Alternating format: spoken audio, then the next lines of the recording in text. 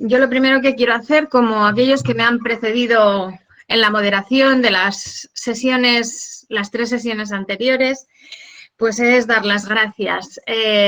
aparte de al decano y a la facultad y al departamento nuestro en la Complutense, quiero dar las gracias a la gente que ha hecho posible que nos podamos reunir, y somos un equipo, lo habéis visto en el tríptico, en el PDF, pero quiero recordar aquí que a mí lo que me ha tocado este año ha sido firmar. Y poner el local, que luego no lo hemos podido utilizar, pero el equipo de coordinación está formado por Rafael Torres, Antonio José Rodríguez Hernández e Iván Valdez, aparte de mí. Y en este sentido ha sido muy fácil, gracias a Antonio y gracias a Rafa, porque ellos tienen ya, esta mañana hablaba yo de trienios, me decían, no, habla de sexenios, ellos tienen mucho recorrido en la organización de este tipo de eventos y han sido un soporte y un asesoramiento y me han echado una mano indiscutiblemente, Antonio, en todo momento, y quiero darles las gracias desde aquí. He aprendido mucho, ya sé cuál es la dinámica y bueno, hemos intentado hacerlo de la mejor forma posible, pero gracias a ellos estamos aquí. A Iván, porque Iván ha participado en la organización ocupándose de todo la movilización de los investigadores mexicanos, una movilización muy eficaz, como vimos en la tarde de ayer, en la excelente sesión de ayer. Pero quiero destacar a 2 personas, puesto que esta tarde, además, esas 2 personas que están en la organización y han trabajado y trabajan a tope y muy bien, esas 2 personas han sido claves en la organización del Congreso. Me refiero a aquellos que se han ocupado de la Secretaría Técnica de este Congreso, Ainhoa Chinchilla y Aitor Díaz Paredes. Ellos 2, que son parte del taller de esta tarde, de la sesión de esta tarde de jóvenes investigadores, pues han dado un impulso, le han insuflado ilusión que nos faltaba a todos, porque, en fin, son meses muy difíciles, los pasados y los presentes, ¿no? Y han conseguido, por lo menos en mi caso, que el nivel de endorfinas subiera. Y si sube el nivel de endorfinas, tenemos más empuje todos, ¿no? Ellos han gestionado toda la parte que no se ve. Aquí estamos hablando todos nosotros, pero han gestionado esa parte que no se ve, y la han gestionado con dedicación, profesionalidad y eficacia. Y eso quiero destacarlo antes de dar la palabra al primer ponente. De tal manera que, en fin, como el siguiente ponente no pertenece a la sesión de los jóvenes investigadores, pero le admitimos porque le hemos cambiado el lugar, Aitor y Ainhoa han sido, parafraseando el título de la obra de Andújar que codirigió con Jiménez Estrella, han sido los nervios de este congreso. El libro, recordáis, era Los nervios de la guerra. Bueno, pues Aitor y Ainhoa han sido los nervios de este congreso. Sin ese nervio, pues no habríamos llegado aquí y gracias a ellos ha sido todo muy fácil. Por eso mi agradecimiento público. Y a partir de aquí, pues voy a pasar a presentar al primer ponente de la tarde, que lo hemos adoptado en esta sesión porque, pues en fin, las labores propias del profesor le han impedido poder hablar en el lugar que le teníamos reservado, ¿no? Es decir, aquello de las clases, pues bueno, pues hay que dar clase, no hay más remedio. Aunque sea a través de Google Meet, como estamos haciendo el congreso ahora. Antonio Jiménez Estrella es profesor, como todos sabéis, en la Universidad de Granada. Es un investigador que se ha especializado en 2 líneas de investigación. Una sería la historia social e institucional de Granada, del Reino de Granada, con todo lo que eso conlleva, no voy a entrar en ello. Tiene mucho que ver con su libro editado en 2004, Poder, Ejército y Gobierno en el siglo XVI, la Capitanía General del Reino de Granada y sus agentes. Y por otra parte, se ha dedicado a trabajar sobre la historia social del ejército, entrando en procesos como la patrimonialización y venalidad y otras cuestiones que también tienen que ver con el reclutamiento de unidades militares, etcétera, ¿no? Si esos procesos en determinados individuos eran vías de ascenso social o no, ennoblecimiento o no en el antiguo régimen. Bueno, pues él ha trabajado a través de sus publicaciones. Todos conocemos más o menos cuál es el ámbito en el que se ha movido. Es autor de un montón de publicaciones, no voy a leer aquí más títulos que el que acabo de comentar ahora mismo, que es el libro el primer libro que él publicó, luego el que coordinó con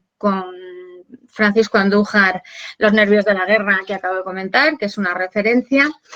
para todos los que trabajamos en historia militar, es un libro magnífico, y luego tantos otros, el homenaje a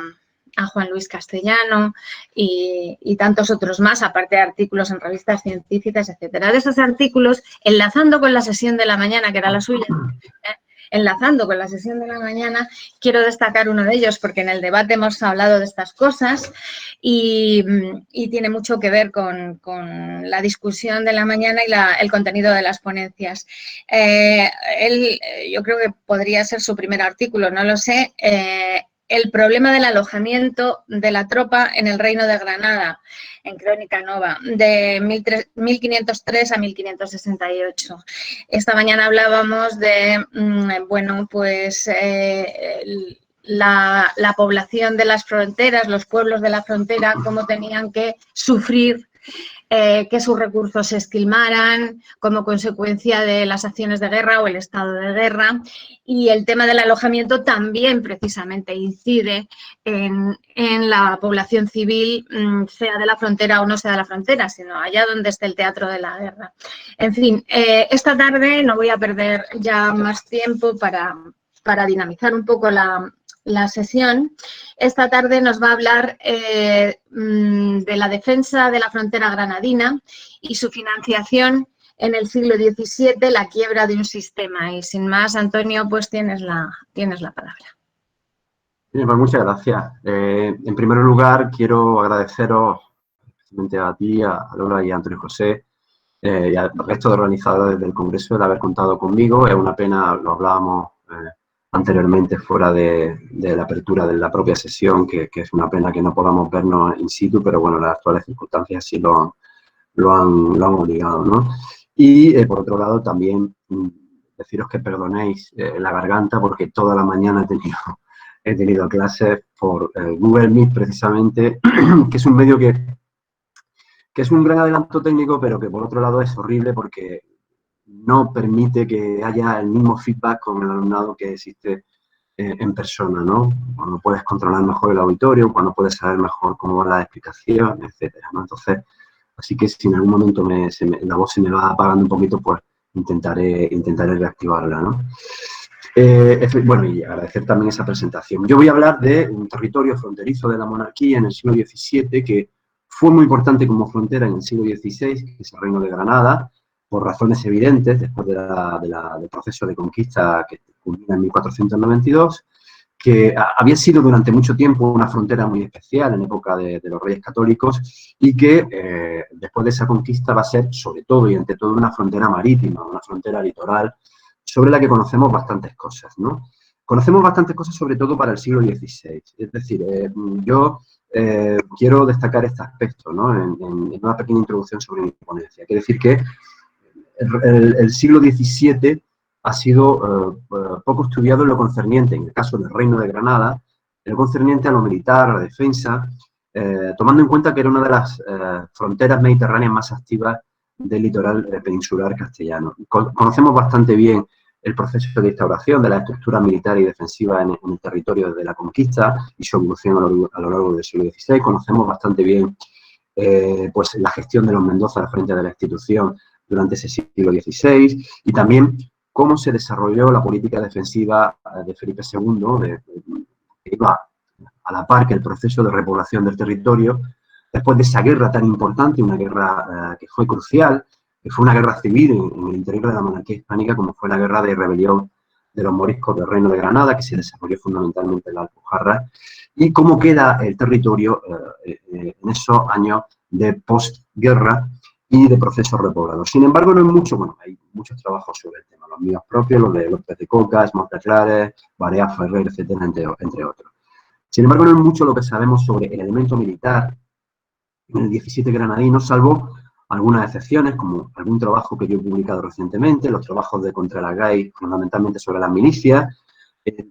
un libro que ganó un premio de la Fundación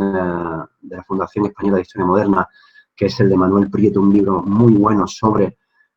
los procesos de patrimonialización de los cargos de milicia en la primera mitad del 17, o los trabajos de nuestro compañero Antonio Rodríguez y de Antonio Espino sobre los procesos de reclutamiento en la segunda mitad del siglo XVII que afectaron al reino granadino para otros territorios de la monarquía, como eran territorios de Portugal y Cataluña, fundamentalmente. Pero poco más. Por tanto, mi intervención de hoy mi objetivo va dirigido a tratar de llenar ese vacío, poniendo el foco en un aspecto que apenas ha sido tratado para el siglo XVII, que es, por un lado, la cuestión del importante desequilibrio existente entre la organización, planificación y la dotación teórica de ese sistema defensivo de la frontera litoral granadina y los recursos financieros y humanos de los que realmente dispuso. Y, por otro lado, los factores que posibilitaron, que determinaron ese desequilibrio. Estos, en mi opinión, son aspectos, factores clave para entender cómo ese modelo que había funcionado con cierta irregularidad en función de las distintas coyunturas históricas durante el siglo XVI, pero que ahora va a entrar en un proceso de declive, de crisis, sobre todo de crisis, y yo lo que subrayo en mi intervención de hoy, de crisis de recursos, de crisis económica, ¿no? En una primera parte de mi exposición voy a hablar del problema de la dotación teórica real y el problema de la falta de recursos, ¿no? Como muestra esta tabla, a inicios del siglo XVII, este sistema defensivo no difería mucho del modelo que se había establecido a finales del siglo XV, principios del siglo XVI, basado en 3 niveles de defensa. Por un lado, las guardas de la costa del mar, cuyos efectivos se localizaban en puntos clave en distintas torres, vigías y atalayas, que la mayoría habían sido fabricadas, construidas en época nazarí, también se construyeron otras en las fases finales del reinado de los reyes católicos y posteriormente en época de Felipe II, que cubría la protección, bueno, la vigía de unas 80 leguas de litoral que iban desde Gibraltar hasta San Juan de los Terreros con el Reino de Murcia. Una red de fortalezas con alcaide de fortalezas, con una serie de pequeñas guarniciones militares en cada una de ellas, y luego una tercera línea establecida a partir de una serie de compañías, de cuadrillas de soldados de infantería, de compañías de infantería de jinetes, que era la parte más activa, más dinámica del sistema defensivo, sobre todo cuando había que realizar los célebres rebatos costeros cuando se producía la llegada de corso, de la piratería, etcétera, cuando había algún enemigo en la costa. La excepción a este esquema que yo presento en este cuadro, donde se ve la dotación real y teórica del sistema defensivo de la costa en 1601, estaba representada por Málaga y su territorio, Málaga y Solfoz, que mantuvo cierta autonomía de lo que era la Capitanía General de la Costa, con sus propias compañías de milicias, bajo la autoridad del corregidor, que era un corregidor militar, que tenía una jurisdicción especial sobre dicho territorio, y que no contaba Málaga con estas unidades profesionales, lo que era Málaga, sí, y todo su territorio, no contaba con estas unidades de tropa profesional bajo potestad del capitán general. Vemos cómo a inicios del siglo XVII, y eso aparece en la tabla, se producía uno de los problemas más recurrentes en los sistemas defensivos desplegados por la monarquía, y era la importante distancia existente entre, por un lado, la dotación teórica, situada en torno a 1930 efectivos, y el contingente real, que normalmente se situaba, en este caso en 1272, pero normalmente se situaba en torno a los 1300, 1400, no llegaba a pasar de los 1500 hombres, ¿no? En este caso estamos hablando de un déficit de un 33, casi un 34% de efectivo, algo que va a ser recurrente en todo el siglo XVII y que no es algo exclusivo, ya lo sabemos, de territorios como la costa del Reino de Granada, que se produce en otras plazas fronterizas y en otros destinos militares, ¿no? También se aprecia una mayor concentración de hombres y un mayor desfase en esa planta teórica ideal en lo que era el sector oriental del reino, que iba desde Adra hasta el distrito de Vera-Mojácar, más o menos lo que actualmente correspondería a todo el límite costero de la actual provincia de Almería. Este sector fue el que se vio precisamente más afectado por el proceso de deportación masiva de los moriscos del Reino de Granada y además era un sector que era muy peligroso desde el punto de vista defensivo, sobre todo en la zona del Cabo de Gata, preciosa desde el punto de vista de su litoral, pero bastante perniciosa en cuanto a que daba abrigo en sus calas, en sus roquedos, al corso y a la piratería. A la cabeza de este organigrama se situaba el capitán general de la costa del Reino de Granada, que sufrió un importante proceso de devaluación política del cargo desde finales del siglo XVI, porque después de la rebelión de los moriscos, la sede se traslada desde la Alhambra, que estaba en la ciudad de Granada, que era la capital del reino, que era el centro neurálgico y político del reino, y se traslada a Vélez Málaga, que es una ciudad costera de segunda categoría, que tiene una mucha menor relevancia política y económica que la capital granadina. Ese traslado de la institución fue determinante y se va a registrar, insisto, un proceso de devaluación política muy importante, hasta el punto de que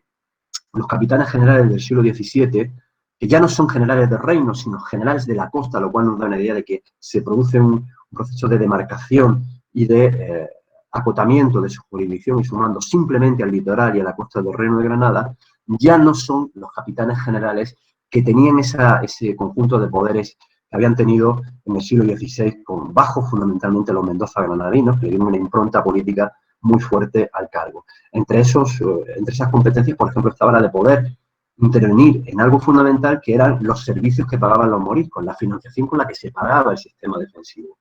Ahora, en el siglo XVII, el capitán general de la costa no tiene ningún tipo de competencias sobre la consignación de 30 millones de maravedís o 30 cuentos, 30 millones de maravedís. Voy a hablar en maravedís porque todas las cifras que aparecen en las fuentes contables aparecen expresadas en maravedí, ¿no? Así que, bueno, también se pueden traducir a ducados. Con esos 30 millones de maravedís, con esa consignación, se tenía que pagar al personal militar del reino. Era una consignación que dependía de una renta nueva que se había establecido tras la deportación de los moriscos, que era la renta de población, sobre la que hablaré más detenidamente más adelante.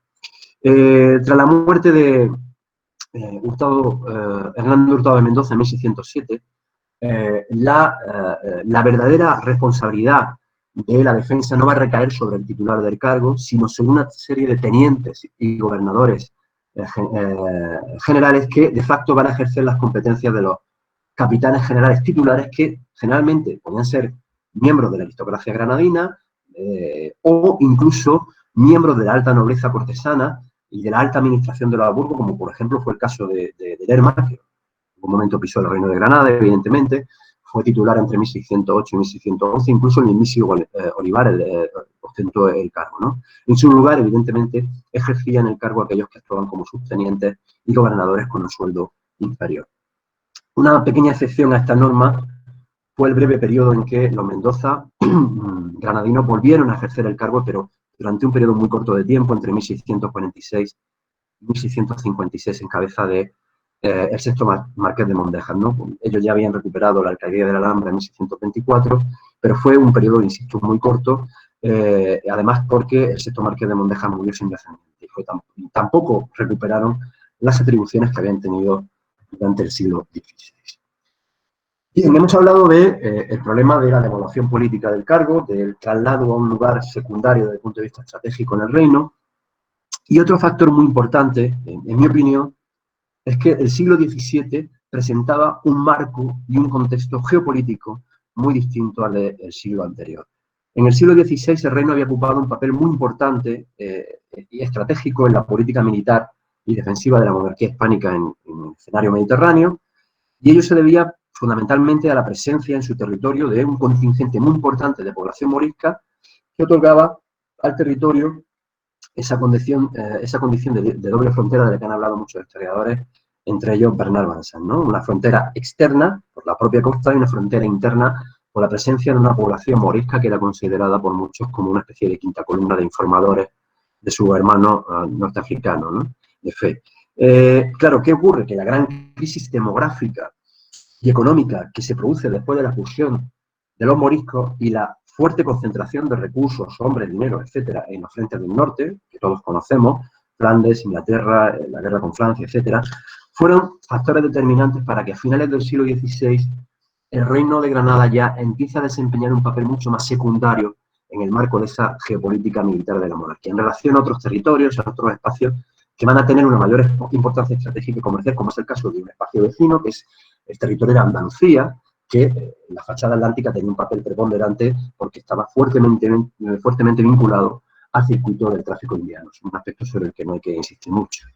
Durante el siglo XVII, el sistema defensivo granadino va a pasar por serios problemas. Están provocados fundamentalmente por los aprietos financieros y la falta de recursos que van a postergar cada vez más el envío de dinero para los reparos de la extensa red de torres vigías y fortificaciones, a la vez que se van a acumular atrasos en el pago de la tropa con cargo a esa consignación de los 30 millones de maravedís que indicaba al principio de mi intervención. En octubre de 1620, por ejemplo, se produce un conocido ataque de una escuadra turca a la localidad de Adra, que va a tener una enorme resonancia en todo el litoral del Levante y sur peninsular, y el asalto de Adra, y eso lo he podido estudiar recientemente en un artículo, va a traer consigo la realización de una gran cantidad de inspecciones para evaluar los daños, para ver cuáles eran los efectos del sistema de alerta costera, y la inclusión a inicios de 1621 de un programa de reforma muy ambicioso que buscaba no solamente mejorar la situación del personal militar profesional, sino que también buscaban introducir mejoras en el sistema de coordinación, de aviso, de armamento de las milicias concejiles de aquellas ciudades y villas del litoral que estaban obligadas a prestar socorro y auxilio en caso de que se produjesen ataques en esa frontera marítima. Sin embargo, ese conjunto de medidas implementadas a principios de 1621 pues no se llevaron a cabo de modo satisfactorio, debido fundamentalmente a la falta de recursos de la mayor parte de los municipios para poder comprar armamento, y también los propios problemas de la formación, en la coordinación y el adiestramiento de estas compañías de milicias locales, entre los lugareños. En 1621 nada de lo que se había proyectado se había llevado a cabo, y don Íñigo Briceño de la Cueva, en el 1629, que por entonces era gobernador de la gente de guerra, como se le llamaba en la época, realizaba una nueva inspección al litoral en la que denunciaba numerosos atrasos y los reparos pendientes que quedaban, y para lo cual se necesitaba cerca de 10 millones, algo más de 9,5 millones de maravedís en concepto de reparaciones, restauración de torres, de fortificaciones, etc. Además, ese mismo año el propio gobernador militar recordaba que faltaba la mitad de la infantería de dotación teórica y no se podía hacer frente al pago de la ración ordinaria, porque se arrastraba una importante deuda en la renta de población. En 1624, don Martín de Aróstegui, que era posterior gobernador militar del reino, con motivo de nuevos avisos sobre ataques a la costa, en la zona de Almería, avisa, y lo he puesto ahí textualmente, de que se podía temer un mal suceso, pues la poca gente que ha quedado en ella y la de los lugares que ha de socorrerla está sin armas y la artillería sin grano de pólvora ni balas. Y añadía más adelante que es dolor ver y que por no asistirme con tiempo con lo necesario para su reparo se han hundido muchas y las demás están para ello. Este tipo de testimonios se pueden, hay muchísimos, se pueden incluir con bastante facilidad porque son recurrentes en las relaciones que se mandaban al Consejo de Guerra, tipo de quejas, ¿no? Los problemas que yo aquí he anunciado, que eran problemas estructurales, de falta de financiación, de falta de recursos del sistema defensivo granadino, hay que sumar otro factor que también es muy importante, y es la creciente escalada del reclutamiento de soldados para la guerra que se va a producir a partir de aquí. Desde mediados de los años 30 del siglo XVII, los distritos de la costa tuvieron que realizar importantes aportaciones periódicas de hombres que aumentaron con motivo de la declaración de guerra con Francia y crecieron espectacularmente con motivo de la guerra de Cataluña y de Portugal. En 1657 y el 58 se crean los tercios del Casco y de la Costa de Granada, respectivamente, y como ha señalado muy bien Antonio José Rodríguez, para la segunda mitad del siglo XVII, el hecho de que los lugareños de la costa, del litoral granadino, estuviesen mucho más habituados al ejercicio, a la práctica de las armas, motivó que estos, que eran mucho más, fuesen mucho más fáciles de reclutar que los de la capital y fuesen mucho más demandados y valorados por la corona para llevar a cabo su movilización en numerosas campañas. Esto va a producir un problema evidente, un problema que supone que la extracción regular de hombres de los distritos costeros hacia otros frentes perjudicaba pues, seriamente al propio sistema defensivo. Y esa intensificación del reclutamiento desde fines de los años 30 se va a traducir en miles de hombres enviados principalmente al frente catalán, al frente portugués y también en algunas ocasiones a las plazas de Orán y Ceuta, que va a ocasionar un agujero de hombres en ese sistema defensivo. Son campañas de reclutamiento que se van a dejar sentir, que van a afectar a la dotación de ese sistema defensivo, de la que he presentado aquí una tabla para 1685, que nos ofrece unos efectivos de unos 1.555 hombres sobre una dotación de unos 2.033, dotación teórica, insisto, con un déficit aproximadamente cercano a los 500 hombres, ¿no? En torno a un 25% de lo que realmente tenía que ser la dotación real, que nunca, por razones que ya he señalado, nunca se cumplía. Bien, visto el problema de la diferencia entre dotación real y dotación efectiva, perdón, dotación teórica y dotación efectiva, paso a abordar el problema del dinero, es decir, el problema de la quiebra del sistema. Estas denuncias en quejas, memoriales, cartas, relaciones enviadas a la Corte por los gobernadores militares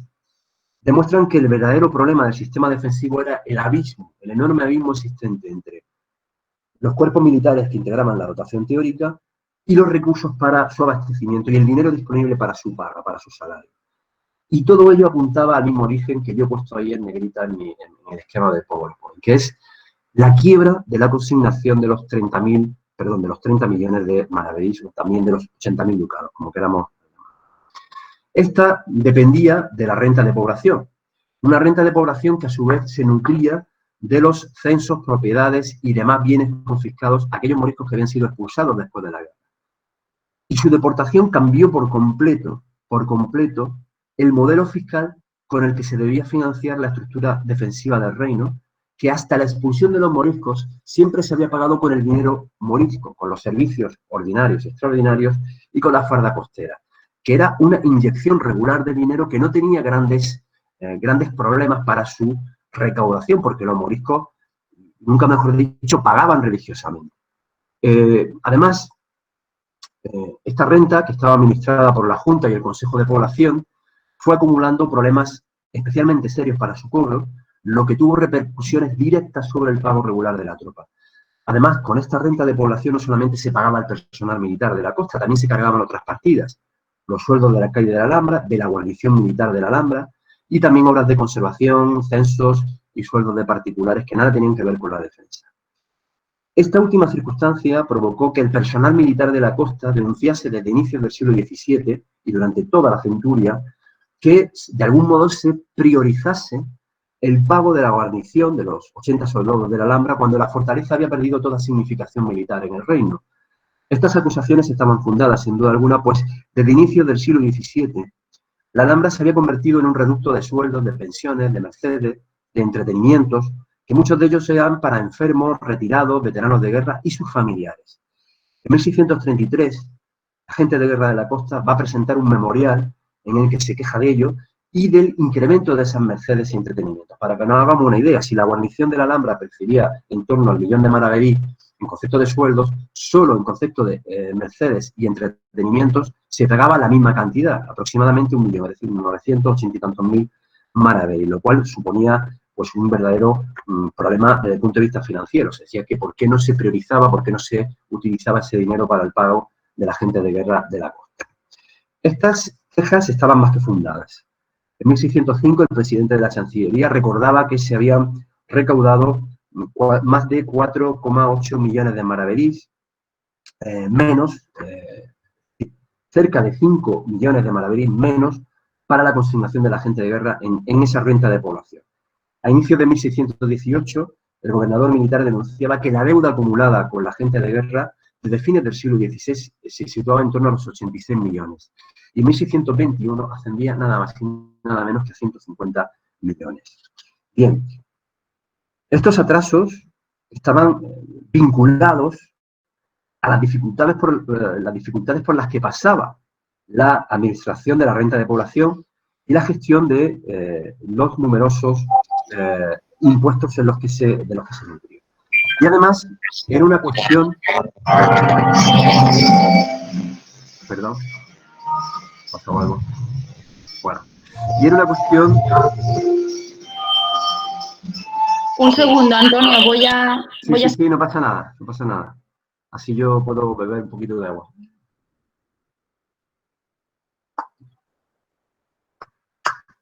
Ya está. Sí. Es la cuestión de la administración de la renta de población sobre la que existía una disputa de muy largo recorrido entre la Chancillería de Granada, que encabezaba el Consejo de Población desde 1571, y los gobernadores y los capitanes generales, ¿no? Hay que decir que el capitán general, que fue apoyado evidentemente por el Consejo de Guerra, solicitó la administración de la renta debido a que la Junta y el Consejo de Población habían demostrado su incapacidad para gestionarla. También se producían fraudes por parte de los recaudadores y receptores que retenían dinero y realizaban negocios particulares con él. Y frente a estas denuncias, en 1616 el presidente de la Chancillería acusaba al gobernador de la Costa de que pagadores y contadores falseaban las cifras de dotación real del sistema defensivo y se exageraba la deuda en los informes remitidos al Consejo de Guerra. Un aspecto sobre el que volveré más adelante, porque claro, las fuentes que estamos utilizando ahora son fuentes que proceden, que emanan del propio Consejo de Guerra, que deberían cotejarse con las fuentes, perdón, del Consejo de Guerra, de los gobernadores y capitanes generales, que deben cotejarse con otro tipo de fuentes, para ver si había un cierto nivel de exageración. En octubre de 1618, Felipe III dispone que en adelante la administración de esta consignación se encargue al capitán general y se traslade el dinero a un arca en vez de en Málaga, ¿no?, donde estaba la sede de la capitanía. Estos cambios enconaron aún más ese enfrentamiento con el presidente de la Chancillería, hasta el punto de que se opuso a llevar a cabo esa orden, no la aplicó, y va a haber una espiral que no parará de crecer en ese sentido. Como resultado de esas denuncias, lo más importante de todo es que en 1623 se comisiona a un contador, al contador de fronteras y armadas de Málaga, Marcos de Peñavera, para que realice una comisión y averigüe en qué situación se encontraba la administración de la renta de población y por qué había tanto dinero atrasado en el pago de la tropa. Como consecuencia de esa comisión, salen a la luz a partir de 1526, sobre todo, que salen importantes atrasos acumulados y, además, graves acusaciones de fraude y mala gestión de la renta. Y, como consecuencia de esa comisión, en 1629 se ordena la constitución de una Junta del Negocio de la Costa del Reino de Granada, integrada por distintos consejeros, miembros de los distintos consejos, va a ser una junta que va a intentar averiguar, va a tratar de averiguar cuáles son los problemas por los que pasaba la administración de la renta. Como había sacado a la luz la comisión de Marcos de Peñavera, la deuda contraída con la gente de guerra hasta diciembre de 1624 superaba ya los 231 millones de maravedís. Las investigaciones que se habían realizado por los jueces de comisión ponían de manifiesto irregularidades, abusos, fraudes que posiblemente estaban cometiendo numerosos receptores y administradores que estaban encargados del cobro y de la percepción de del cobro de la renta, y percibían sobresueldos y además había una acumulación cada vez mayor de esa deuda que iba arrastrándose sobre el pago del personal militar. Independientemente de todo esto que yo estoy aquí señalando, independientemente del problema de la propia administración de la renta, la clave para mí, a partir de las investigaciones que estamos realizando, el problema raíz, el problema fundamental, el problema de base, era la incapacidad de la monarquía para poder sustituir a los moriscos como sujetos fiscales que durante mucho tiempo habían sostenido los cimientos del sistema defensivo. Sustituirlos por pobladores cristiano-viejos desde finales del siglo XVI que no estaban dispuestos a soportar un incremento en esa presión fiscal. Estos factores fueron determinantes para que desde el inicio del siglo XVII quebrase la consignación y se arrastrase una deuda de atraso en los sueldos que era imposible de pagar a mediados del siglo XVII. Como recordaba en junio de 1660 Diego Martínez de la Cerca, que era agente de guerra, la renta de población atravesaba por gravísimos problemas en su administración, por convertirse así las tierras como los arbitrios que están concedidos a la ciudad de Motril y otros de aquella costa en otros diferentes, y lo mismo los de Almuñécar y Salobreña, que están gozando sus rentas personas particulares de los que se les concedieron. Esto ponía sobre la mesa el problema de los abusos, la adquisición de dinero fuera de lo que era el destino, lo que tenía que ser la data de los pagos de esta renta. Claro, llegado hasta este punto, tenemos que preguntarnos si las numerosas denuncias y quejas remitidas por los gobernadores militares y los capitanes generales de la costa a lo largo del siglo XVII estaban en lo cierto, o como era muy usual en los memoriales y en las relaciones que se enviaban al consejo, a los distintos consejos en el antiguo régimen, pues exageraban interesadamente la situación crítica de la costa para obtener más recursos, ¿vale? Esta cuestión solamente se puede dilucidar si cotejamos la información de las relaciones, de las cartas, de los memoriales que se remitían a la Secretaría del Consejo de Guerra con información contable, con datos contables que nos permitan establecer una comparación con esos datos. Y esos datos contables son los que yo les presento en esta tabla 3, donde se presenta el dinero, en maravedís, recibido de la renta de población por los pagadores del sistema defensivo en diferentes periodos del siglo XVII. No está toda la serie del siglo XVII porque no he podido tenerla en mi poder, pero sí tenemos periodos que son bastante representativos de esa situación a lo largo del siglo XVII. 1603-24, 40-59 y 71-85. En el caso del primer periodo, si se suma el total de los 22 años contemplados y se aplica una media anual, vamos a encontrar que la diferencia entre la consignación de los 30 millones y lo ingresado fue de algo más de 7,3 millones por año, es decir, un 24,4% de desfase. Por tanto, en dicho periodo contable, entre 1603 y 1624, tendríamos una diferencia entre la consignación y los ingresos reales de unos 161 millones. Solo entre 1603 y 1622. Esta cifra concordaría más o menos, se ajustaría más o menos a aquella denuncia de 150 millones de atrasos realizada en 1621. Si se toma en cuenta la deuda arrastrada de otro año y la acumulación de nuevos atrasos en años posteriores, la cantidad no va a estar muy alejada de los algo más de 231 millones que había sacado a la luz, la comisión realizada por Marcos de Peñavera en 1624. Para el periodo de 1640-59, si se deberían de haber librado 600 millones, pues se libraron cerca de algo más de 347. En esos 20 años se va a acumular más de 252 millones de desfase con la consignación. Eso sin contar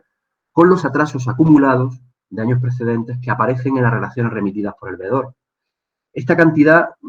debe sumarse a un mínimo de 190 millones que corresponden a unos atrasos de aproximadamente 7 años, puesto que en las relaciones remitidas por el veedor consta que en 1640 se estaban realizando pagos del último cuatrimestre de 1632 y de los 2 primeros de 1633.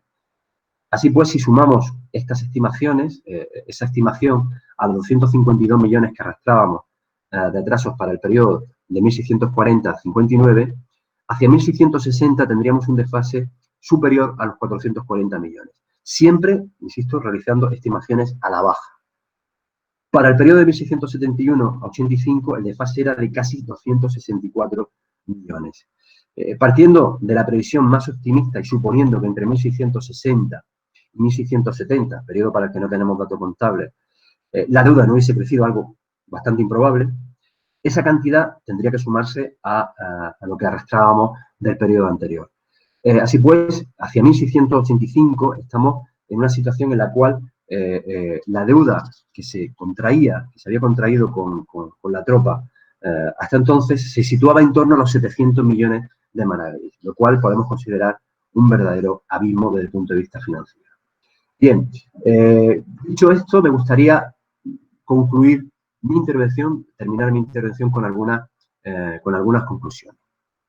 La primera de ellas es que las cifras que yo he expuesto aquí demuestran que las quejas de los capitanes generales, los gobernadores militares y de los oficiales de la costa, aun formando parte de la dinámica habitual de la administración del antiguo régimen, no se diferenciaban mucho de la realidad en que se encontraba el sistema defensivo granadino en el siglo XVII. Y era una situación económica que estaba lastrada fundamentalmente por los problemas de la renta de población. Ya hacia 1659 se advierte desde la Junta de Población que no había quien sirviese, no hay quien sirva en la costa, las fortalezas están arruinadas y si no se aplica pronto y eficaz remedio con brevedad, quedarán indefensas las marinas, refiriéndose a la frontera marítima. Va a haber una serie de cambios en la administración, vaivenes, se da al Consejo de Hacienda, luego al Consejo de Guerra, y el cambio más importante que se va a producir se da en 1687, cuando se concede en administración a un asentista, Juan Marcos Sendín, por un asiento de 6 años, que luego se va a renovar en 1693, a pesar de muchas protestas por fraude en la administración, etc. Así que ya entrando en el siglo XVIII, la renta está concedida en asientos a particulares. Bien, claro, esto significa que no se resuelven, no se han resuelto los problemas que arrastraba la renta de población. Ahora bien, con esto me gustaría terminar. A pesar de la gran carencia de recursos financieros de que adoleció el sistema defensivo para su normal funcionamiento conforme avanzó el siglo XVII, es fundamental y es muy importante situar adecuadamente esta situación en el contexto de la política defensiva general de la monarquía hispánica, porque no fue una situación exclusiva de esta parte del cinturón defensivo mediterráneo. Esa falta de hombres, de recursos, de dinero para proteger las costas y fronteras en territorio peninsular va a constituir un problema recurrente que se agudiza durante la década de los años 30 del siglo XVII, dada la mala situación en que se encontraba la hacienda regia y la multiplicación de frentes. Por ejemplo, en 1630, tal y como reflejo en esta tabla 4, debido a los crecientes apuros financieros de la monarquía, desde el Consejo de Guerra se proyectó la reformación de la tercera parte de las guarniciones permanentes que servían en el sistema de presidios, en sus islas, fronteras y presidios, en los principales territorios fronterizos de la monarquía. Si se comparan los números del Reino de Granada, que tienen ustedes ahí, con otros escenarios, y dejamos al margen las compañías de guardavidas de Castilla, que estaban dispersas en diferentes partes del territorio,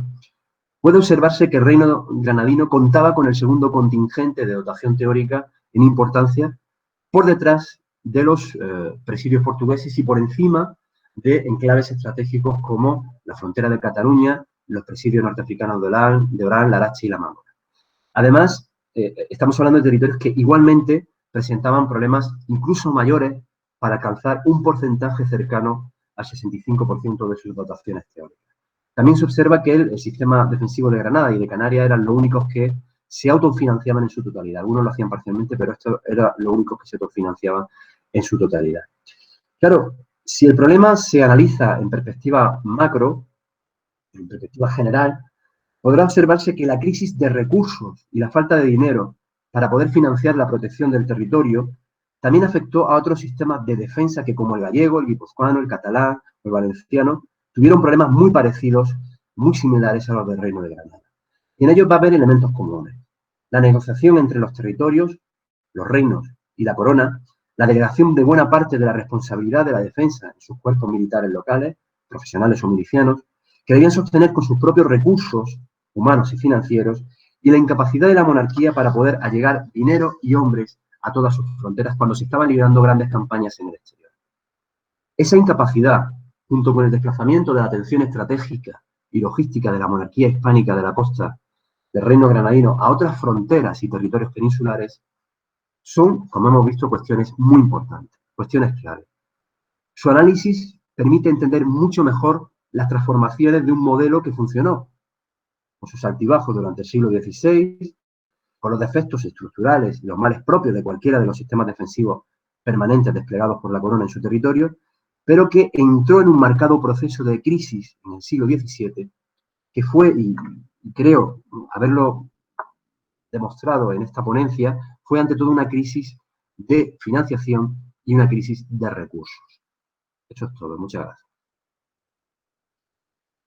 Muchas gracias, Antonio. Ahora,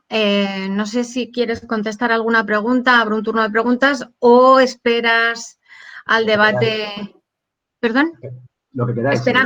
Esperamos, vale. Es que como tu ponencia tiene que ver con lo que hemos estado viendo esta mañana, pues por eso era, pero en cualquier caso todos tenemos memoria y para la tarde, al final de la tarde podemos hacer un debate en el que se integra todo perfectamente. Muchas gracias por tu estupenda ponencia, magnífica ponencia y además, bueno, hemos aprendido un montón, muy ilustrativa. Gracias.